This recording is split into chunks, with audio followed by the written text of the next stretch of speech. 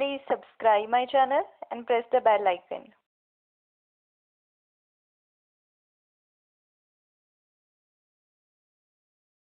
Hello students, welcome to today's revision class for child psychology and pedagogy. आज का first question है having a diverse classroom with children from varied social, economic and cultural background enriches the learning experiences of all students. This statement is हमें क्या बताना है, एक diverse classroom है मतलब जहाँ पे विविध सभ्यताओं के बच्चे आते हैं, अलग सोसाइटी से बच्चे आ रहे हैं, ठीक है, अलग इकोनॉमिक बैकग्राउंड है जिनका, ऐसा क्लासरूम क्या करता है, लर्निंग एक्सपीरियंस को बेहतर बनाता है। तो ये स्टेटमेंट रॉन्ग है या राइट है, ये हमें आंसर करना है। तो पहला है incorrect because it can confuse the children and they may feel lost, या फिर correct because children learn many skills from their peers. Third है correct because it makes the classroom more radical. And last one is incorrect because it leads to unnecessary competition.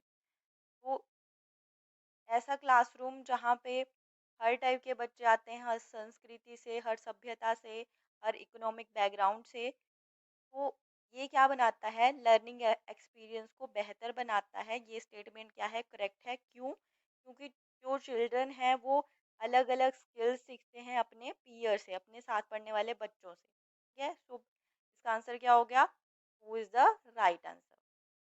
Next है a teacher can enhance effective learning in her classroom by offering rewards, drill and practice, encouraging competition among her students, या फिर connecting the content to the lives of the students.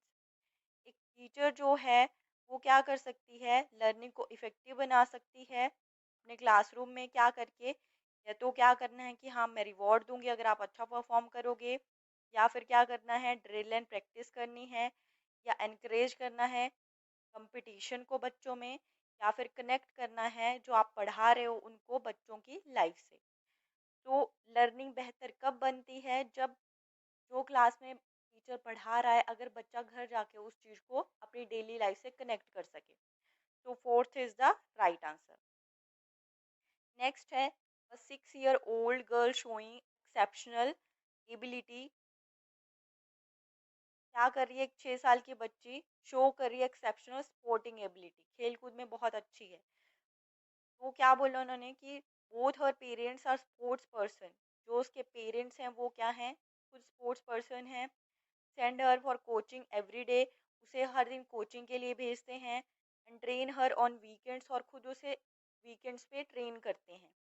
Her capabilities are more likely to be result of an interaction between, उसकी जो ये capability है वो इसका result है interaction between heredity and environment, growth and environment, health and training, या फिर discipline and nutrition.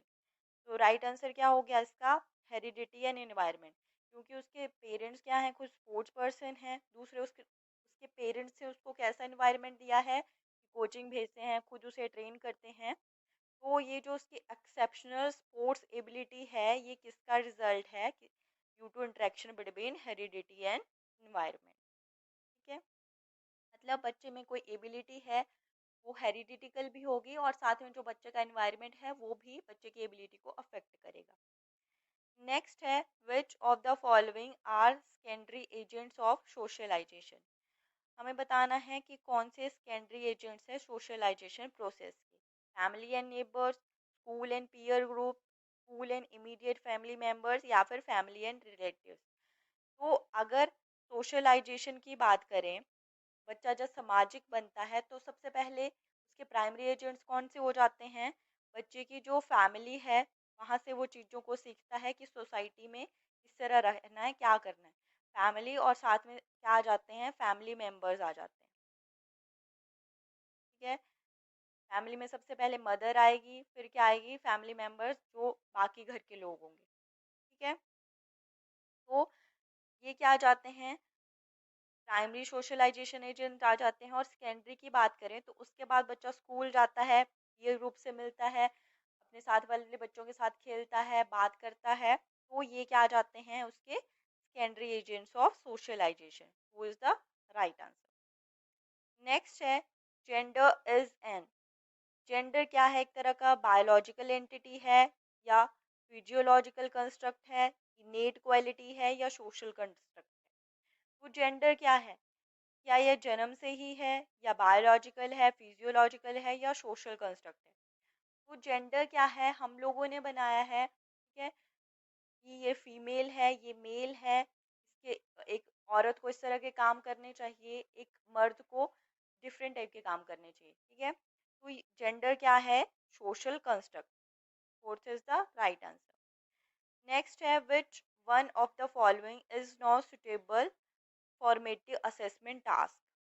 कौन सा सुटेबल फॉर्मेटिव असेसमेंट टास्क है? फॉर्मेटिव असेसमेंट क्या होती है? जब बच्चों को हम असेस करते हैं टाइम टू टाइम, ठीक है, और क्या करते हैं, उन्हें फीडबैक देते हैं, इमीडिएट फीडबैक मिलती है। तो इज नॉट सुटेबल, जब हमें बच्चे की क्या करनी है, फॉर्मेटिव असेसमेंट करनी है, तो कौन सी चीज इनमें से सुटेबल नहीं है? Open ended question, project, observation या फिर रैंकिंग द स्टूडेंट्स। तो जब असेसमेंट की बात आती है, असेसमेंट में हम क्या करेंगे, बच्चों को रैंक नहीं करेंगे, ठीक है। तो फोर्थ क्या आ जाएगा? Fourth is not suitable formative assessment task. और प्रोजेक्ट ऑब्जर्वेशन आपको पता है, ओपन एंडेड क्वेश्चंस की बात करें तो टू टाइप के होंगे, open ended question and close ended question.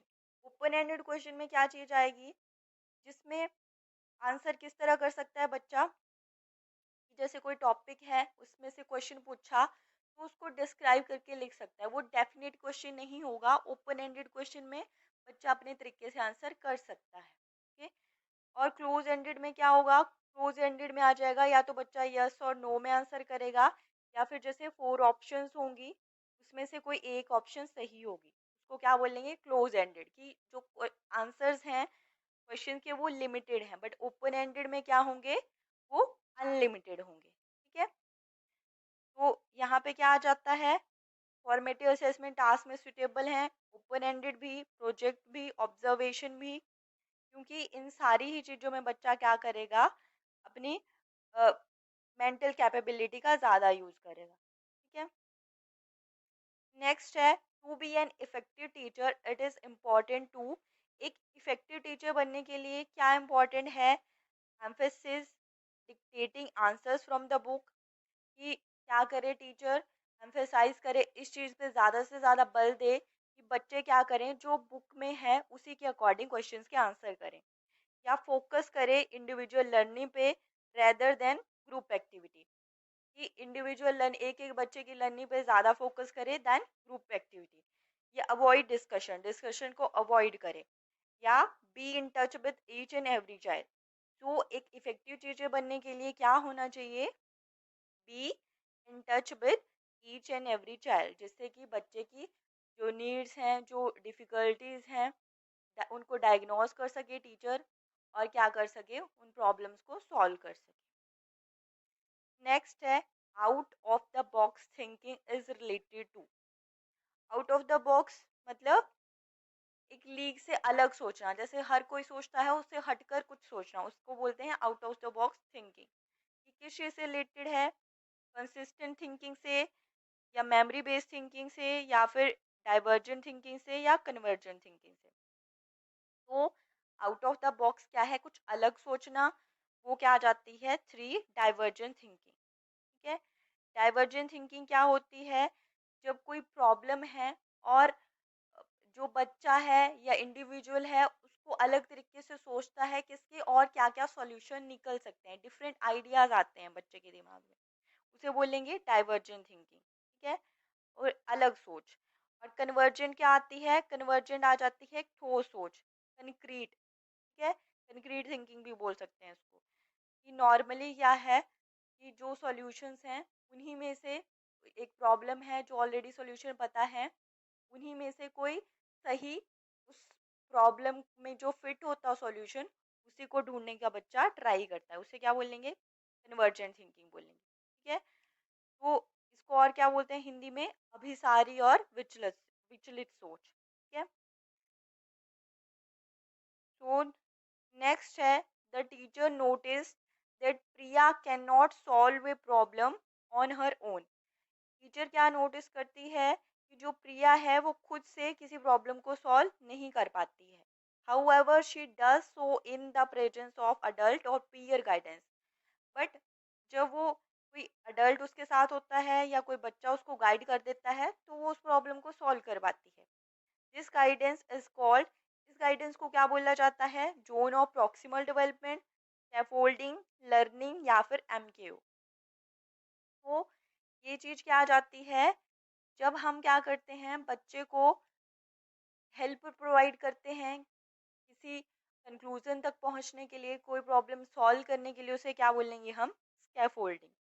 क्या बोलेंगे उसे हिंदी में? मचान. ठीक है, क्या करते हैं हम? हेल्प करते हैं, तो क्या बोलेंगे? स्कैफोल्डिंग बोलेंगे. नेक्स्ट है when children learn a concept and use it. जब बच्चा क्या करता है, कॉन्सेप्ट लर्न करता है और उसे यूज करता है. Practice helps in reducing the errors committed by them.